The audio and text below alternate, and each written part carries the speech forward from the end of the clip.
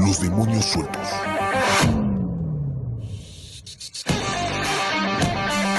Con Samuel Ponce, Adán García,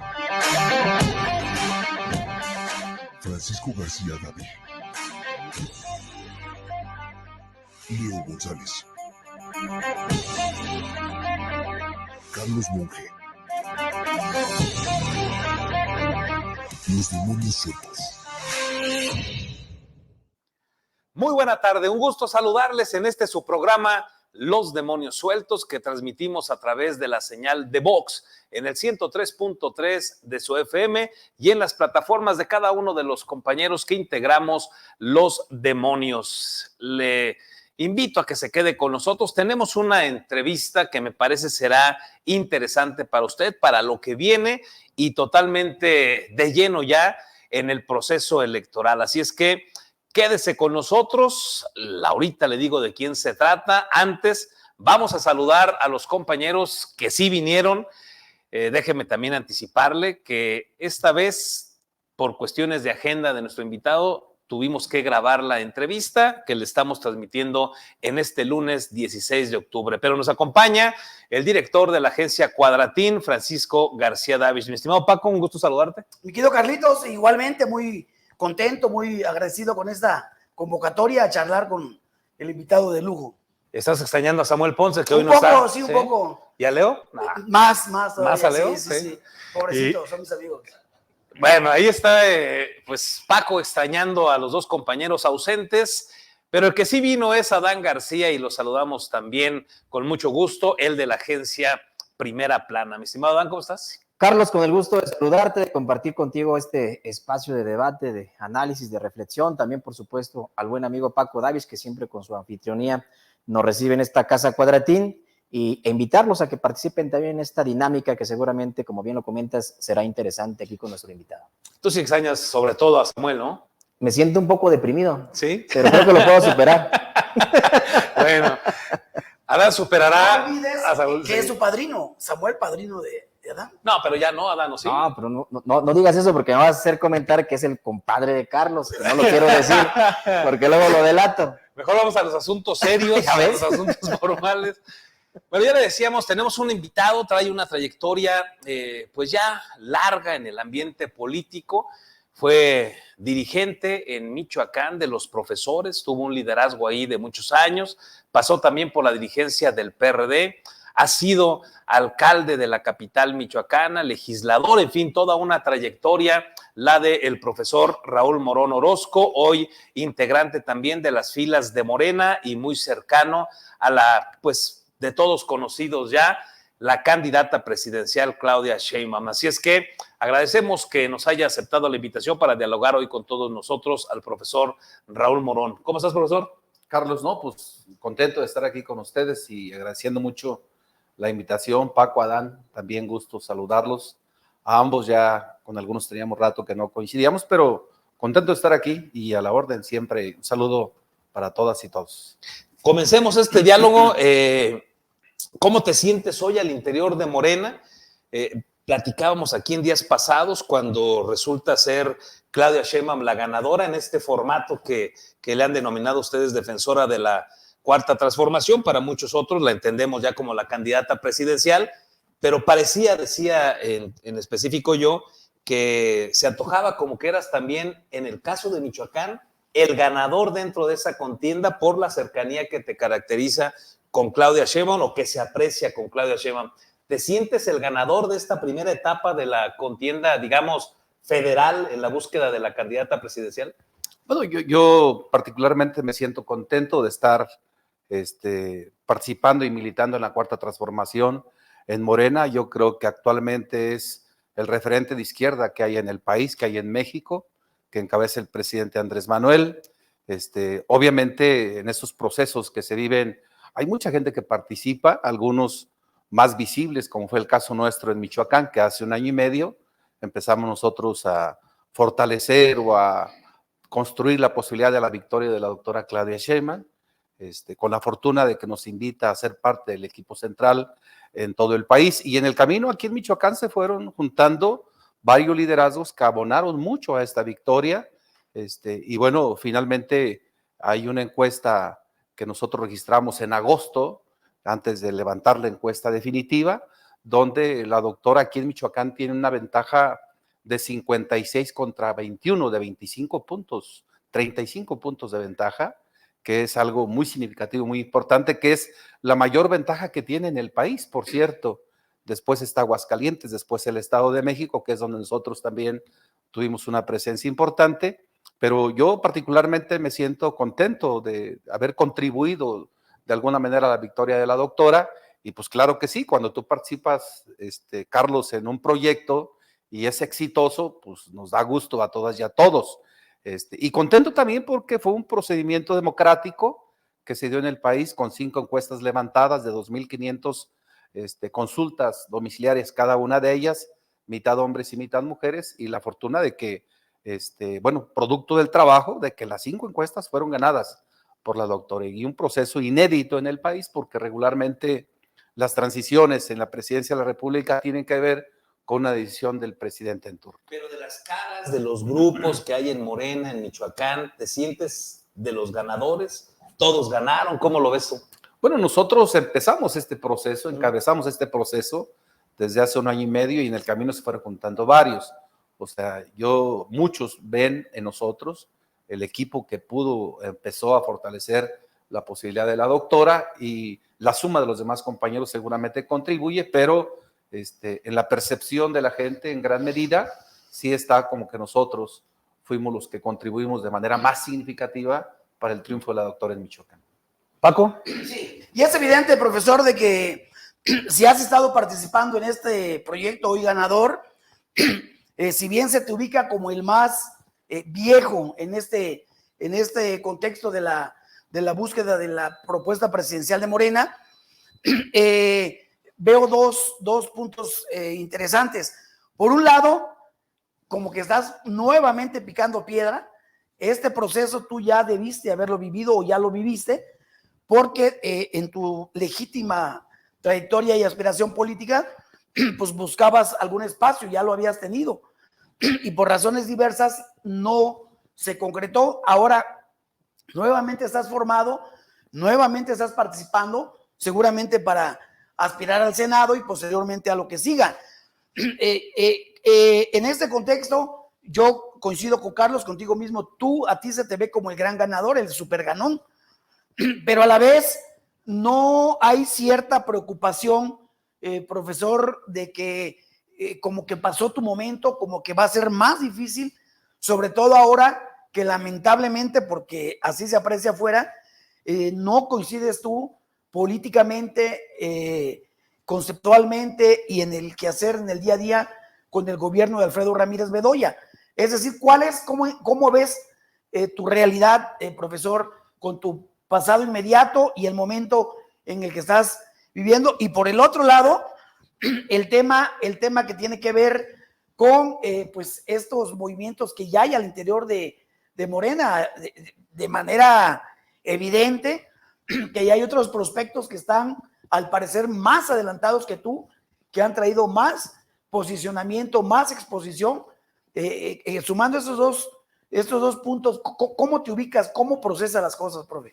Paco, yo he sido un militante de la izquierda siempre, de la izquierda social. En un momento, cuando el proceso de democratización del CENTE en Michoacán, encabezamos un proyecto con muchos compañeros para lograr este objetivo, y después también participamos dentro del PRD en un momento complejo para poder cristalizar el anhelo de que hubiera una transición aquí, una alternancia en Michoacán. Lo logramos con Lázaro Cárdenas Batelli y encabezamos en ese momento nosotros la dirigencia del partido. Y después hemos continuado militando en la izquierda siempre. Esto que pasó en el 21 muestra, a mi juicio, la consecuencia, la congruencia de un planteamiento y de una visión y la defensa de un proyecto, independientemente de las personas.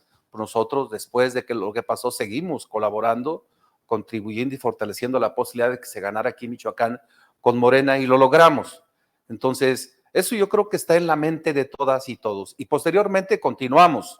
Fuimos a Hidalgo a ayudarle a Julio Menchaca, contribuimos de alguna manera estuvimos en el Estado de México, contribuimos con el triunfo de la maestra Delfina también y fuimos responsables del trabajo de la doctora Claudia en el Estado de México y en otros estados de la República. Entonces, nuestra convicción es plena, nosotros somos congruentes con una manera de pensar y defendiendo una visión y vamos a continuar en ello. Podemos estar o no en algún espacio de representación. Ahora, desde el 21 no estoy en ningún espacio y yo estoy tranquilo, no tengo dificultad, porque no es un asunto personal, es un asunto de defensa de un proyecto. Claro que todos aspiramos a estar en algún lugar de representación, porque desde ahí podemos empujar un poco más la visión que tenemos. Y bueno, en lo que está pasando actualmente, pues seguramente muchos compañeros también quieren estar en esos espacios de representación. Pero ahora el método que tiene Morena es que el pueblo determina, que la gente dice quién quiere que lo represente. Entonces yo creo que sujetos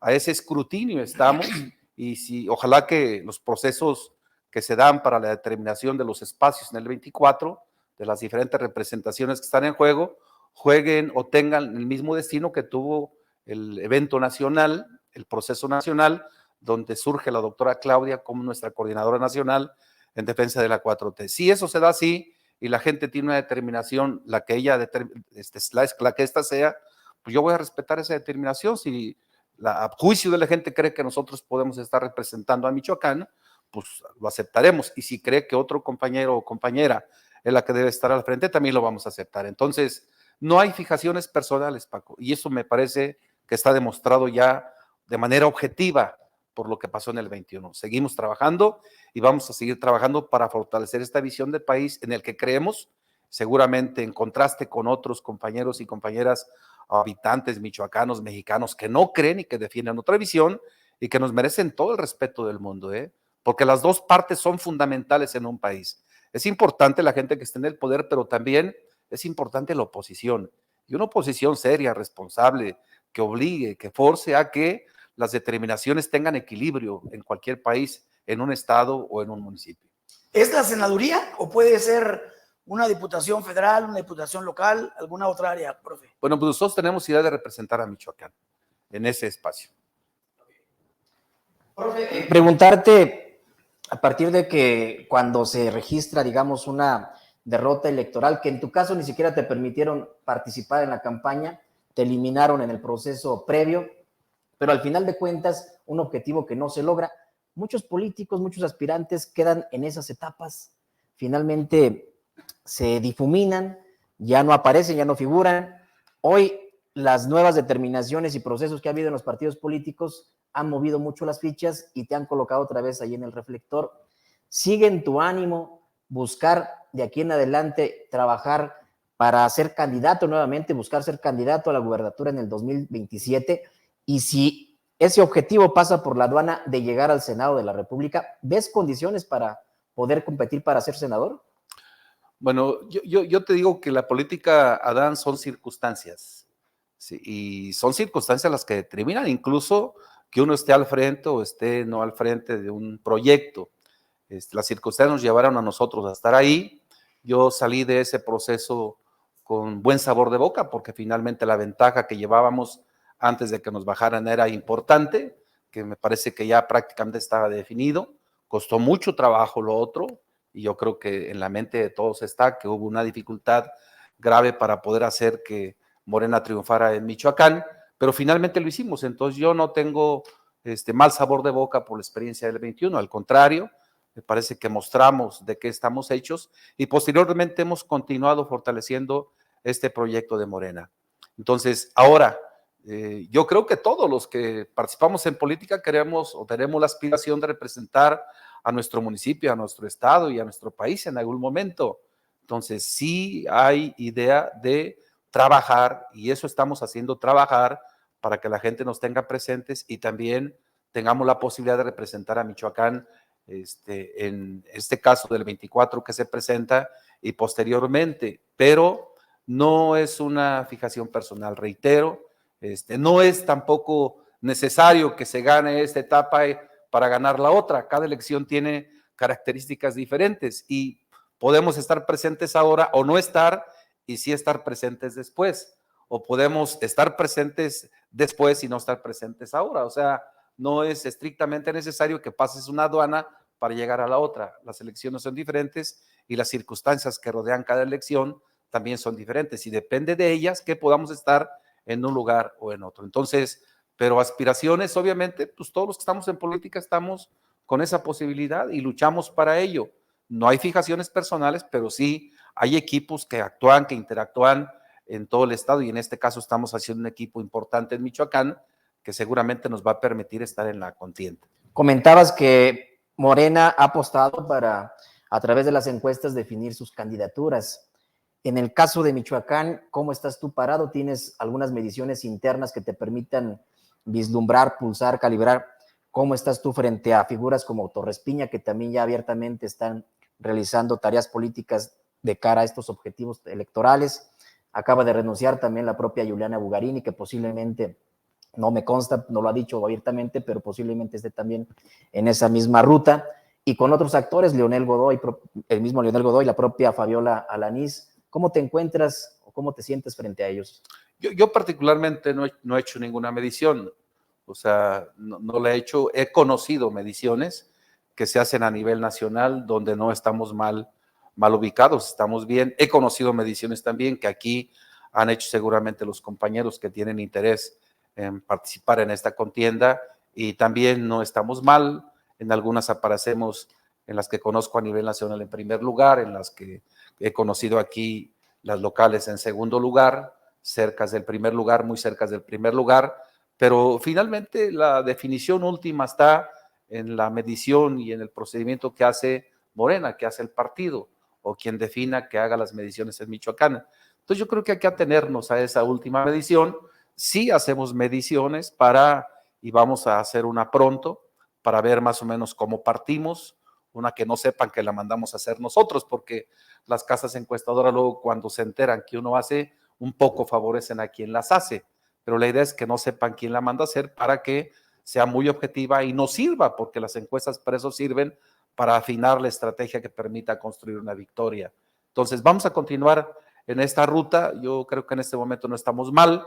La gente en Michoacán tiene una percepción, esta que ustedes han dicho, de que hubo una decisión arbitraria, en muchos casos injusta, por parte de los órganos jurisdiccionales, y eso también está en el ambiente y creo que es algo también que puede jugar a nuestro favor.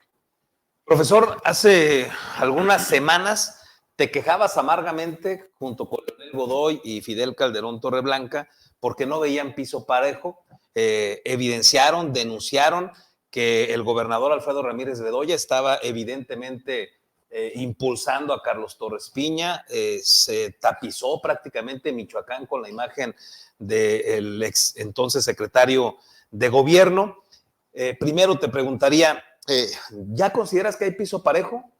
En algún momento, más allá del pataleo, del lloriqueo público, ¿lo van a llevar esto ante alguna instancia al interior del partido o de los órganos electorales? ¿Están esperando el momento? ¿Cuál es la circunstancia? ¿Ya ves piso parejo? Bueno, todos nos dimos cuenta de lo que pasó. Antes de que eso apareciera, hubo una gira del entonces secretario de gobierno por todo el estado, informando los logros del gobierno en foros que fueron foros regionales, sin que le correspondiera, por cierto, porque eso le corresponde al gobernador del estado.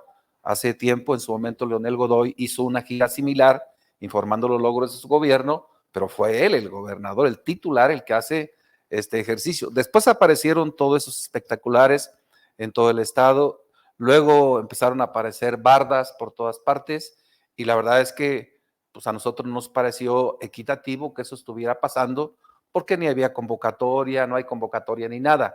Si tú observas, nadie tenemos bardas, nadie tenemos ninguna manifestación de esa naturaleza. Y bueno, yo creo que ha sido público también el que el gobernador en eventos públicos le levante la mano tanto a él como a su candidato aquí en Morelia. Entonces, esto no puede hacerse. Cuando el presidente Andrés determinó que empezara el proceso de manera equitativa, a todos les dijo, órale, a visitar el país para que den a conocer los logros de la Cuarta Transformación y vean quién puede o quién tiene la preferencia de los mexicanos y las mexicanas.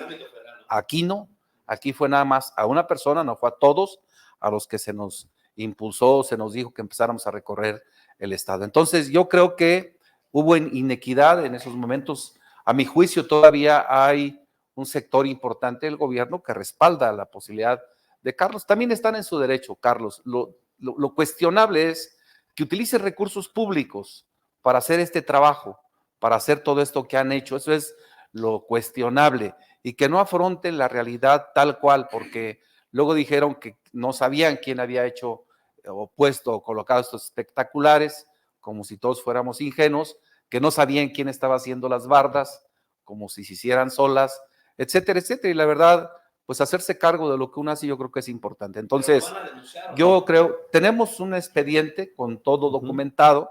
Yo creo que en su momento, ya cuando se abran las cosas, tenemos que ver qué hacemos con ese expediente, porque a nosotros nos parece que es una ventaja que se toma de manera inadecuada, y creo que esto no puede presentarse en los procesos internos de Morena. Nosotros hemos defendido siempre los procedimientos democráticos y los vamos a seguir defendiendo. Y los procedimientos democráticos tienen características de equidad, tienen de igualdad de condiciones, de piso parejo, y en el caso de Michoacán no se viene dando hasta este momento. Profe, volviendo al 21, creo que es importante que la opinión pública sepa ciertos detalles que luego se vuelven leyendas, se vuelven rumorología. De viva voz, profesor, ¿cómo viviste tú ese momento? ¿Cómo se fue consumando que tú no fueras finalmente el candidato a la gubernatura de Michoacán? Yo el otro día en una plática informal te preguntaba si había sido más como un descuido interno o alguna omisión de tu equipo jurídico, como yo siempre he creído, o si realmente hubo factores que no querían que tú fueras el gobernador de Michoacán. No hay que olvidar que no fue solo tu caso, fue el del senador Macedonio. ¿Qué fue lo que pasó? ¿Cómo lo viviste? Y realmente, ¿en dónde estuvo la pifia, profe? Yo no tengo, Paco, certeza plena para asegurar qué fue lo que pasó. Lo que puedo suponer es este último que tú comentas, que hubo actores que no querían, no quisieron, o participaron, contribuyeron para que nosotros no llegáramos al gobierno, porque el argumento que utilizaron es un argumento muy débil. El hecho de que excedimos en casos de que precampaña por 12,500 pesos es totalmente débil, y no había argumentos jurídicos legales para que este elemento fuera determinante y puedan quitarnos la candidatura como pasó. A juicio de muchos abogados que son expertos en materia electoral, nosotros no teníamos ninguna dificultad, pero ninguna dificultad. Nosotros, como el partido no registró precampañas, entonces no estábamos obligados a presentar gastos de precampaña, porque el partido no registró ante el INE precampañas. Sin embargo, nosotros, previendo que el partido ocupara este reporte de gastos, nosotros reportamos los gastos en ceros al partido. Muchos nos han preguntado por qué no fuimos directamente al INE a reportar estos gastos. No, porque el sujeto obligado es el partido, y era el partido el que tenía obligación de reportar estos gastos. Pero como el partido no reporta precampañas, entonces el partido no lo hizo de manera tardía, lo hizo pasado el tiempo. Y este es un elemento que también sirvió para decir que no habíamos cumplido con nuestras obligaciones. Y el INE también, el argumento que dijo es que aunque no hubo precampañas, hubo eventos que se parecían a una precampaña, por lo que estábamos obligados a presentar estos gastos. Entonces, son estos elementos legales, técnicos, que yo creo que esos no fueron los de plazo. Y lo que pasó en Guerrero no es igual a lo que pasó en Michoacán. Allá seguramente hubo otros elementos importantes que se tomaron en cuenta. Pero contra toda la opinión de estos especialistas en materia electoral, finalmente yo todavía el mismo día que se tomó la decisión me dijeron: tú no tienes ningún problema, va a pasar lo tuyo, no hay dificultad, no te preocupes. Media hora antes me dijeron: ¿sabes qué? Se está complicando el asunto, hay una posición muy dura de algunos magistrados que van o que quieren que no pase. Y no pasó. Entonces, pues la verdad es que yo creo que esto que tú comentas, que hay quienes intervinieron para que yo no fuera, este es el elemento más certero que yo creo que pudo suceder. No te sé decir. Pero sería interno, internos del partido. Internos y externos, Paco. Internos, más externos que internos, creo. Y yo creo que el tiempo nos va poco a poco a revelar qué fue lo que pasó realmente en ese momento, pero siento que hubo Mano negra. pues mano negra o intervención de algunos actores políticos del Estado y nacionales que no nos dejaron llegar allí a concretar la candidatura. Para apagar también esa rumorología que, como bien comenta Paco, profe, se desató después de este episodio que te tocó vivir en la elección del 2021. ¿Qué de cierto es, porque hubo señalamientos en su momento también, de que después de esa decisión de los órganos electorales y los tribunales que te quitaron la candidatura, tú buscaste un acuerdo político a nivel central para ya encaminado el gobierno tratar de regresar a la gubernatura, que Alfredo Ramírez Bedoya únicamente estuviese un periodo y tú el resto? ¿Fue eso cierto? ¿Hubo algo trabajado en ese momento? Y si fuese el punto de quiebre con el gobernador actual, con Ramírez Bedoya, por eso el distanciamiento.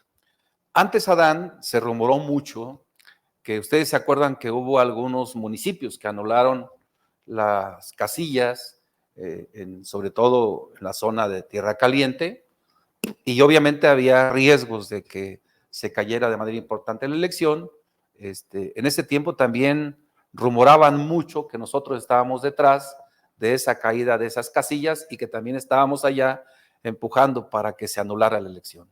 O sea, son rumores nada más. O sea, son gente que empezó a correr este tipo de información, pero que no es cierto. Si nosotros no hubiéramos querido, y lo digo con toda honestidad, y me parece que ustedes van a juzgar, que se ganara aquí por Morena en Michoacán, pues nosotros hubiéramos bajado los brazos y nos hacemos a un lado. Era muy simple, pero no lo hicimos. Al contrario, nosotros fuimos a platicar con la gente y a decirle que era lo mismo, que iba a ser lo mismo, y aparte fuimos y nos subimos al templete todavía en la última etapa de la campaña, porque las cosas estaban complicadas para que se conquistara el triunfo. Y luego efectivamente comentaron que después se decía que tenía que renunciar el gobernador para que nosotros llegáramos. También son rumores, no hay nada cierto, no hay expectativas de ello, no hubo nunca expectativas de ello.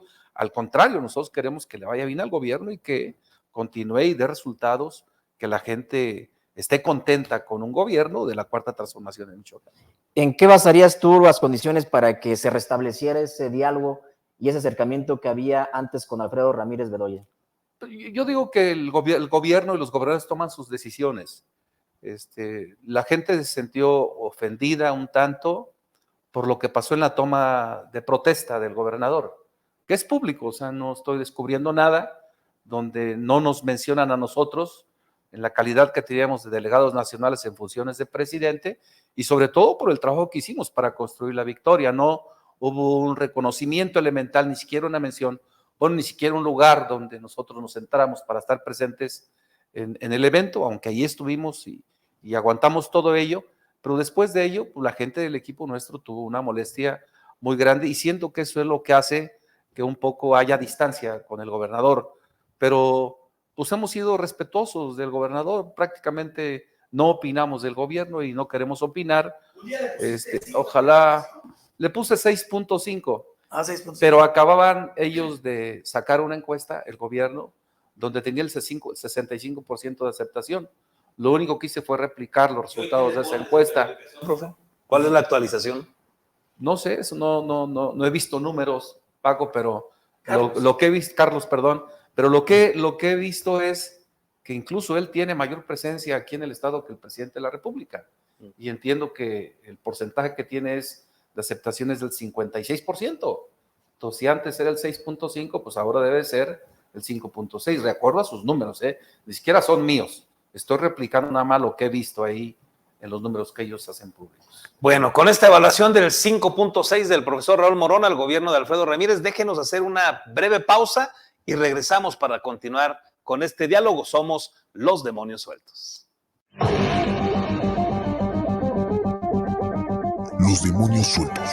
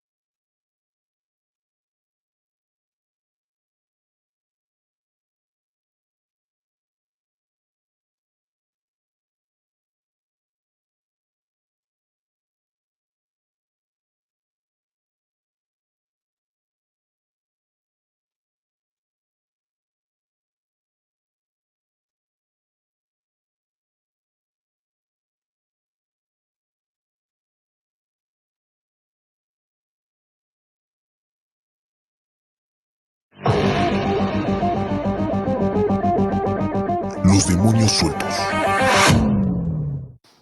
Ya estamos de regreso, somos los demonios sueltos, estamos a través de Vox en el 103.3 de su FM y en las plataformas de cada uno de los compañeros que hacemos posible este espacio.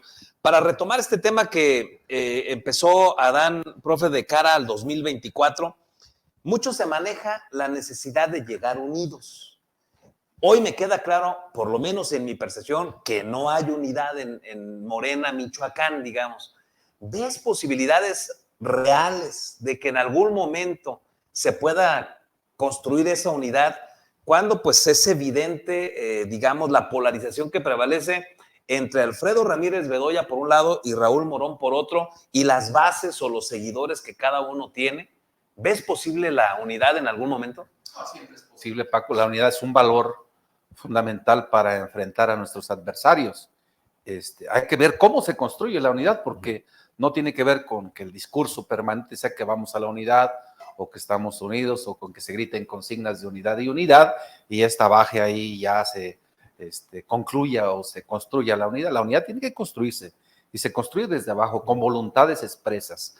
Tiene que haber sensibilidad, tiene que haber inclusión, debe haber respeto de unos con otros, los más grandes, los medianos, los chiquitos, todos tenemos que discutir de manera seria cómo podemos avanzar a un proceso que nos permita estar juntos, estar unidos. O sea, no es unidad en torno a una persona, es unidad en torno a un proyecto. Y entonces todos tenemos que discutir cómo avanzamos a esa unidad.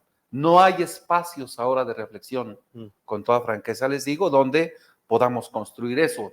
Hay convocatorias a reuniones, bueno, como ejemplo estas que se están dando en los distritos, seguramente ustedes se enteraron de la de Morelia, donde se convoca de manera masiva o se acarrea gente, se llenan auditorios y luego te presentan y te abuchean, o abuchean a todos, menos a algunos, o se abuchean unos con otros para ser también objetivos en lo que estamos hablando. Entonces, así no se construye la unidad. La unidad se construye de otra manera y tiene que haber voluntad real, objetiva, plena, de sí avanzar a la unidad y ser de alguna manera respetuoso y condescendientes con todos los demás. ¿Y es una señal de unidad o de intensificar el rompimiento el que salga, por ejemplo, Torres Piña a generar 10,000 comités de Morena, ¿no? Cuando Raúl Morón trae otros comités, no sé cuántos miles traigas tú, pero se me hace a mí hasta un absurdo hablar de miles de comités en Michoacán. A ver, ¿son posibles 10,000 comités? Uno. Y dos, ¿eso abona a la unidad? Bueno, primero, yo creo que la construcción de comités, no sé las características de los que están construyendo ellos, pero para ponerte un ejemplo, nosotros tenemos aquí como un año construyendo comités en Morelia y llevamos entre 500 y 600. La aspiración es a tener 1,200 comités en Morelia en todo este proceso de aquí a fines de noviembre, primeros días de diciembre. Entonces, es un proceso, porque los comités son con activistas políticos, con operadores políticos. No llamas a una reunión y en una reunión automáticamente dices, le tomé protesta a 200, a 300, a 500 comités. Eso no es así. De ninguna manera es así. Son comités de carne y hueso con activistas, con operadores políticos que se quedan como responsables de su territorio y que hacen el trabajo territorial ahí casa por casa o calle por calle, en su comunidad, en su colonia o en su sección electoral. Entonces, eso es lo que me parece que tenemos que hacer y nosotros lo estamos haciendo en todo el estado de Michoacán. Y que cada quien vaya por su lado, ¿genera unidad o no? Bueno, si cada equipo puede moverse, yo creo que eso no tiene dificultades, porque si en una sección en vez de uno tenemos 3 o 4 o 5 comités, pues ayuda mucho que haya varios ahí interactuando para promover a la 4T, en este caso a nuestra coordinadora, para tener los votos del plan C que el presidente nos ha planteado. La unidad se da en otro momento. Yo te reitero, es que nos reunamos todos los que estamos interesados y nosotros tenemos un equipo que cuando nos estamos reuniendo, no nada más es Raúl Morón, son más actores políticos que estamos en la idea de ir concretando efectivamente la unidad y esperamos que pronto el partido asuma su papel institucional, no se cargue a los lados y que pueda llamarnos a todos a coincidir en un evento donde podamos ya iniciar la discusión de cómo podemos construir la unidad en Michoacán. Esta no es imposible, eso nada más ocupa voluntades expresas de todos para poder avanzar a un formato que nos permita ya construir la unidad acá y bajar la unidad a municipios y a distritos. Entonces sí hay posibilidades de unidad, independientemente de los equipos que estén interactuando. Profe, en el caso de Carlos Torres Piña, pues se infiere, se ve que su compañera de fórmula es Giuliana Bugarini. En tu caso, ¿qué mujer consideras que tiene la trayectoria, el perfil, las capacidades, liderazgo, etcétera, para ir contigo? Porque se te ve ahí muy, muy tristón solo con el tal Godoy y el tal Fidel Calderón, que por cierto como que te chamaquearon, se te colgaron ahí, o ¿qué acordaron ahí? ¿Qué pueden acordar ustedes tres, profe? Pero bueno, ¿cuál sería ahí tu propuesta femenina para al Senado? Y por el otro lado, si eventualmente te ofreciera la eventual presidenta Claudia Sheinbaum un espacio en su gabinete, tú desde ahora te sustraerías para no generar ruido con las candidaturas al Senado y ya te guardarías para un espacio en el gabinete federal, o tu determinación es buscar con todo la nominación al Senado? Primero, Paco, no andamos tristeando, estamos contentos cuando nos juntamos. Te dije tristón, Hay que luchar con alegría siempre. Es correcto. Y con mucho entusiasmo. A veces se dan las cosas, a veces no se dan, pero finalmente tú participas por convicción, y cuando participas por convicción, ganes o pierdas, contribuyes a fortalecer un proyecto, una visión. Yo creo que eso es algo que yo tengo presente, y hay muchos tropiezos en la historia de nuestro equipo, pero esos tropiezos también han abonado a construir la transición a la democracia en México, y particularmente en Michoacán. Y las mediciones, las encuestas son separadas, Paco. O sea, se mide a los compañeros varones que están con una aspiración, y obviamente pues quien sale mejor posicionado es el que va en la fórmula, y se mide por separado a las mujeres, y obviamente pues quien está mejor posicionado. Y hay varias compañeras, efectivamente, Giuliana tiene esa aspiración, eso es lo que yo sé. Está también seguramente Fabiola Alanís, que también tiene una aspiración y está en su derecho. Seguramente Selene también pueda tener la aspiración y también puede participar. Itze Camacho, que es una compañera con la que hemos estado platicando, y a mí me parece que Itze es un excelente perfil. Nosotros particularmente vamos a respaldar a ese perfil, a Itze Camacho. Podemos ganar o no, pero finalmente eso es lo que estamos nosotros impulsando. Y la verdad es que después de las mediciones, pues cualquiera de las compañeras que resulte, nosotros la vamos a respaldar. En democracia es así. Ojalá que todos pudiéramos tener este reconocimiento y aceptar los resultados que se dan en un procedimiento democrático. ¿Qué vamos a cuidar? Que las encuestas sean reales, que sean objetivas, que sean transparentes, que todos tengamos certeza de que se realizan de manera adecuada en Michoacán, tanto a nivel del Senado de la República, pero también de los diputados federales y locales, y de las presidentas y presidentes municipales. Lo dijo Mario Delgado aquí en el evento de Michoacán, y la doctora Claudia: aquí no hay dueños de nada, nadie es dueño de nada, el dueño del partido es Morena, y entonces es el pueblo, y el pueblo es, en el caso de los municipios, los habitantes de ese municipio son los que van a determinar quiénes quieren que lo representen. O sea, nadie puede ir a decirle a alguien: ya eres candidato, tú vas a ser candidato. No, es decisión de la gente de los municipios, de los distritos y del estado de Michoacán. Y yo creo que eso, pues a nosotros todos nos da tranquilidad de que en razón del trabajo que tengamos, pues podamos aspirar a algún espacio de representación. Y esto es lo que vamos a cuidar nosotros aquí en Michoacán. Pero, por ejemplo, en el caso de Chiapas, quien ha liderado las encuestas todas, hasta donde yo sé, es el senador Eduardo Ramírez. Y Morena Chiapas lo deja fuera de la lista. Entonces lo recupera la Comisión Nacional de Elecciones y lo saca en su lista. Sí. Aquí no sería sorpresa que tú no quedaras en la lista estatal y te repusiera en tal condición la Comisión Nacional. Y se supone que las encuestas, tanto las estatales como las nacionales, pues están blindadas porque hay una comisión imparcial. ¿Tú tienes dudas de esa comisión, de que pudiera cargar los dados hacia algún lado, o que pudiera manipular los sondeos, las consultas, o que fuera mera simulación, profe? Y por otro lado, exactamente de qué es tu acuerdo con Godoy, con Fidel. ¿Es meramente de coyuntura? o es de largo aliento? Bueno, primero, yo creo que los que realizan las encuestas lo han hecho bien y yo creo que hay que vigilar que lo hagan bien. Ahora quien norma todos estos procesos es la Coordinadora Nacional, que es la responsable del movimiento, es la que tiene ya, le traslada el presidente el poder de coordinar, de representar a la Cuarta Transformación. Y entonces ella debe estar vigilante de que todos los procesos se den de manera adecuada en todos los estados de la República. Y efectivamente, para efectos de representantes en los estados, el Consejo Estatal determina o ellos votan quiénes son 3 o 4 aspirantes que puedan estar en la encuesta, pero no se termina ahí porque en muchos casos los consejos o de los consejos se han apropiado los propios gobiernos, los gobernadores, y ellos obviamente actúan, como en el caso de Chiapas, sacando nada más a los que ellos quieren. Pero está la Comisión Nacional de Elecciones, que tiene derecho a poner 2 o hasta 3 compañeros más que puedan ser desplazados y que a juicio de ellos mantengan o tengan un liderazgo importante en las entidades. Entonces todavía falta lo que ellos digan.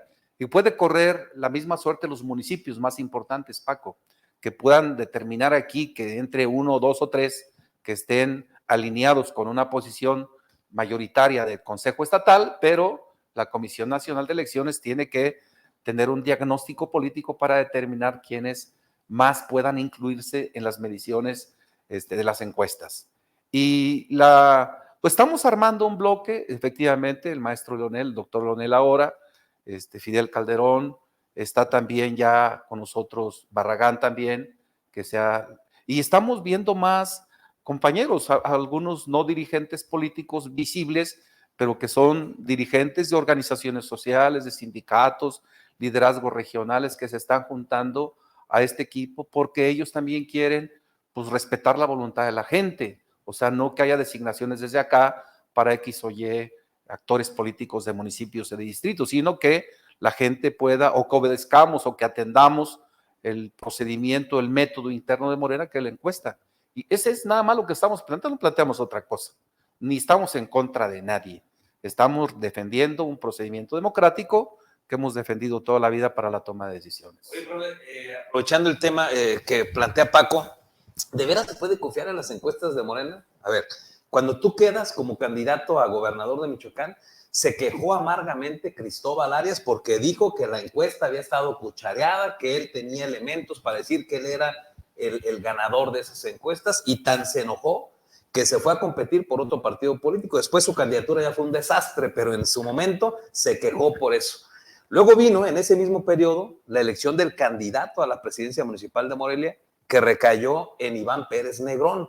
Y en esos días, los que se quejaron amargamente, por lo menos, digamos, en los pasillos, en los cafés, en las pláticas ahí con los amigos, fue Alfredo Ramírez Bedoya y Carlos Torres Piña, porque era inaudito que les hubiera ganado las encuestas Iván Pérez Negrón, por lo menos desde su perspectiva.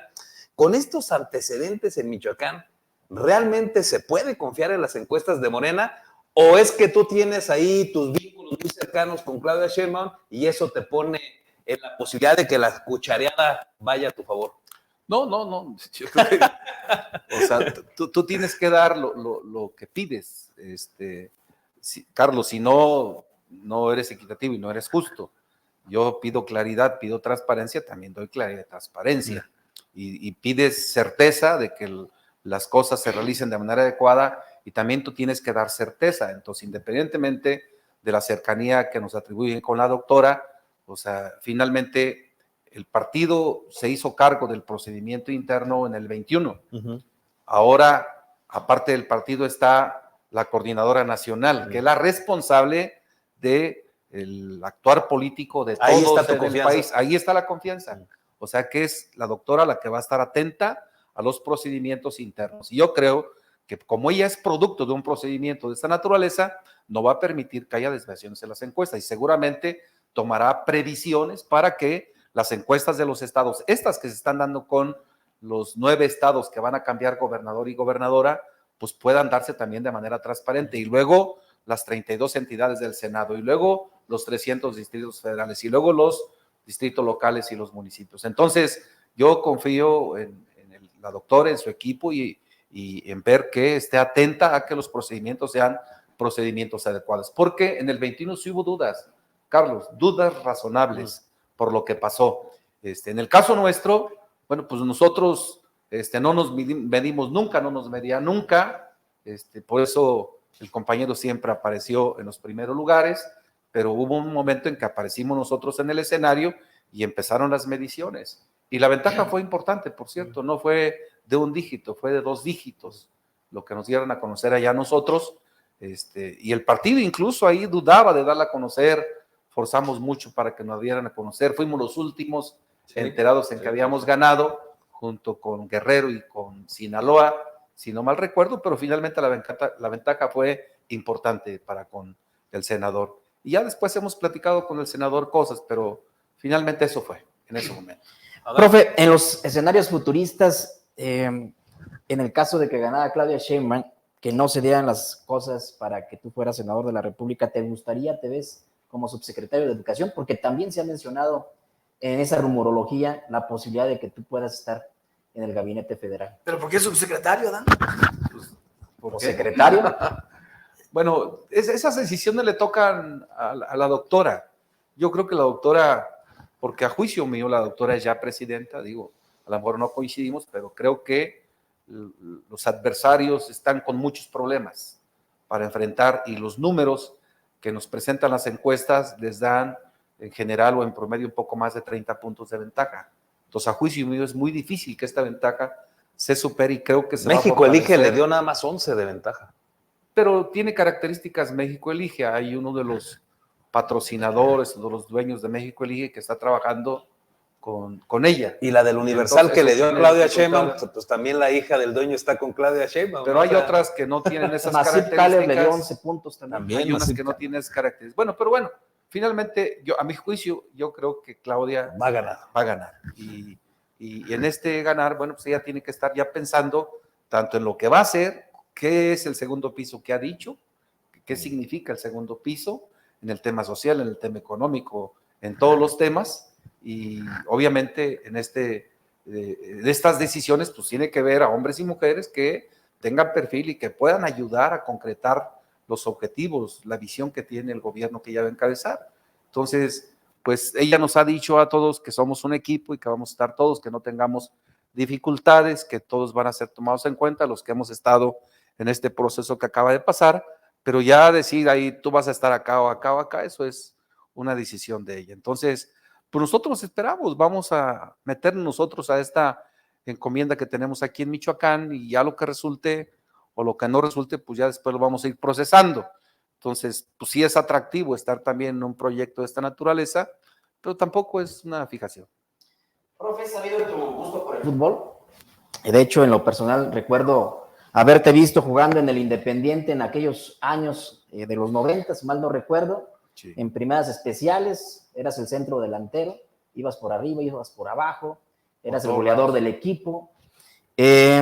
Igual que en la política, por arriba, por abajo, por todos De lados. hecho, hago el antecedente porque me gustaría aplicar esta analogía para la siguiente pregunta.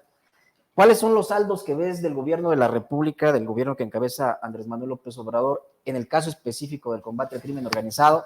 Porque de pronto él nos presenta una estadística a los mexicanos en donde él aparece en la tabla en primer lugar, ganándole a la delincuencia organizada, diciendo que los homicidios van a la baja, dejando de lado el número neto de asesinatos ocurridos con Felipe Calderón, con el propio Vicente Fox, Cedillo, Enrique Peña Nieto, que fueron menores a los índices que hoy tenemos. Y los mexicanos parece, no sé si coincidan mis compañeros, que lo que estamos viendo ya en el partido de fútbol es una goliza de pronto del crimen organizado hacia el gobierno. ¿Tú cómo lo percibes? Fíjate que hay números fríos que yo creo que nadie podemos ocultar y tenemos que reconocerlo. Y a mi juicio es un tema fundamental para el país, es un tema pendiente de resolver para el país, porque lo que cuenta o debe contar mucho también es la percepción de la gente. Y en la percepción de la gente, pues está obviamente que la inseguridad es el tema que más preocupa a la gente. Es un tema que se tiene que atender. Más allá de los números, yo digo, los números están ahí, son fríos. Y los saldos que el presidente tiene, que es una baja importante del número de homicidios, pero finalmente la percepción es que hay una inseguridad creciente en el país. Acabamos de ver esto que pasó con ITSE, que le quitan la camioneta pasando un retén y después de otros, a 2 retenes que están de la Guardia Civil, muy cercanos, y le quitan la camioneta en medio de ellos. Entonces, eso ayuda o eso abona mucho a que la percepción sea compleja.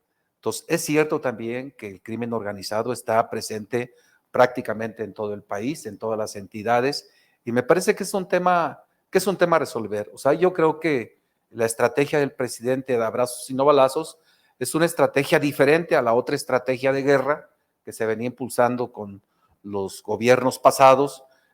Habría que analizar al final del sexenio el resultado que da esta estrategia y a lo mejor sufrir una adecuación.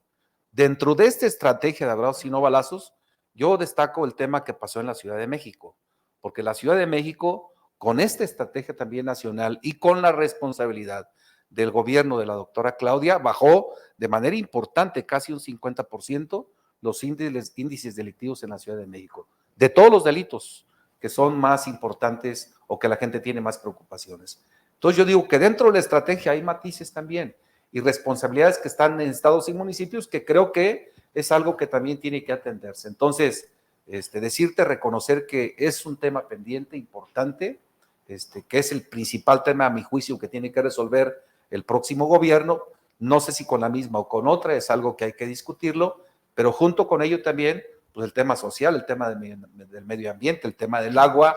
Y la militarización, ¿no? Profesor, que también me parece que se vuelve hoy riesgosa para el país, esta militarización brutal que hizo López Obrador de todas las funciones de la administración pública prácticamente.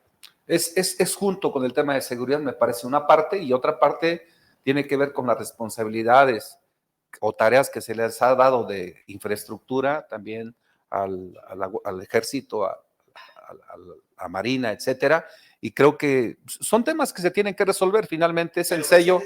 ¿Claudia Sheinbaum? Yo creo que sí. Sí, es el tema, sí, claro. O sea, mira, Claudia ahorita, pónganse en su lugar, me parece que ha estado muy alineada con las políticas del presidente y va a seguir así hasta que esto concluya, porque hay que respaldar al presidente hasta salir, pero después tiene que repensar cómo redirecciona algunas partes de la estrategia. Sí tiene vida propia, ¿no? Es una imitadora total de López Obrador. No, tiene vida propia. Ustedes acuérdense de la pandemia. Acá se decía que no cubrebocas, Claudia salía con cubrebocas y atendió las cosas de manera un tanto diferenciada en la Ciudad de México. Entonces, yo creo que todos son diferentes, tienen su propio estilo, defienden un proyecto, pero tienen estilos diferentes de gobernar. Y creo que esto se ha mostrado públicamente. Paco, ¿quieres hacer la última? Tú, Carlitos, tú eres el mero bueno. No, hombre, ahí estamos. Lo que ves es que sí hay una preocupación, Provi, sí insistir por esta cercanía que te hemos visto con Claudia Sheinbaum.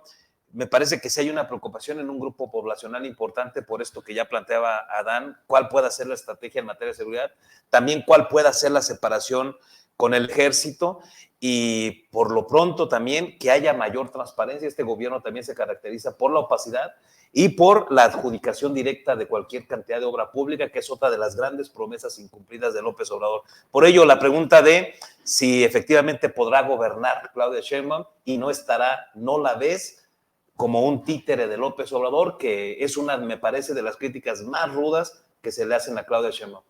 Por la oposición, claro que sí, y van a tener todavía más crudas críticas en el proceso electoral del próximo año. Pero mira, Carlos, me invitó la doctora a su informe el 3 de octubre en el Auditorio Nacional y fui testigo ahí de todo lo que ella informó, pero aparte, pues he estado viviendo este último año más en la Ciudad de México que acá y he visto cómo ella ha avanzado con proyectos específicos. El tema de movilidad, por cierto, que es un tema muy complejo en la Ciudad de México. La Ciudad de México tiene 12 millones de habitantes e interactúan alrededor de 8 millones todos los días. Garantizar la movilidad de 20 millones de habitantes en un espacio tan reducido, con el metro, con el metrobús, con el cablebús, etcétera, etcétera, la verdad es que es un reto importantísimo. Y ella fue la autora embrionariamente del trolebús que por Insurgentes pasó de los dobles pisos, y ahora hay todo un sistema de comunicación, de movilidad en la Ciudad de México que es impresionante. El tema económico, el tema de seguridad, que me parece que yo, la verdad que soy muy crítico y ustedes me han visto aquí, incluso con los gobiernos nuestros, en su caso del PRD y ahora de Morena, pues la verdad es que Cuando vi todo lo que está haciendo la doctora con su equipo allá en la Ciudad de México, yo me imaginé un país donde los resultados que ella informó ahí pudieran darse en todos los estados y la verdad, este país fuera otro. Por eso yo confío mucho en la doctora Claudia, tiene su propia personalidad, ella es científica y política, y combinar la ciencia con la política creo que va a ser muy virtuoso. Por eso yo creo que va a ser una muy buena presidenta de la República, pero aparte va a tener su propio estilo, su propia visión para gobernar México. Profesor, hemos llegado a la parte final. Agradecerte la oportunidad de dialogar con nosotros y dejar los espacios abiertos para hacerlo según vaya evolucionando la información y todo lo que está en tu contexto. Gracias de antemano. Felicitarlos, Carlos, Paco, Adán. La verdad es que... A Samuel y a Leo, ¿no, verdad? También, porque un día van a estar aquí con nosotros. Mandarles un abrazo desde acá y decirles que la verdad se ocupa y qué bueno que tienen este espacio. Pues son espacios de reflexión donde todos podemos vertir de manera libre como ahora nuestros puntos de vista. No hay muchos en Michoacán y felicitarles por este espacio. La verdad, yo muy contento y muy agradecido por la invitación y por la manera en que se desarrolló esta plática.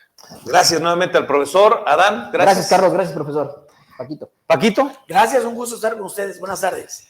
De esta manera llegamos a la parte final. Muchísimas gracias por el favor de su atención. Le hacemos una invitación para que estemos de nueva cuenta todos juntos el próximo lunes. Hasta entonces. Los demonios sueltos.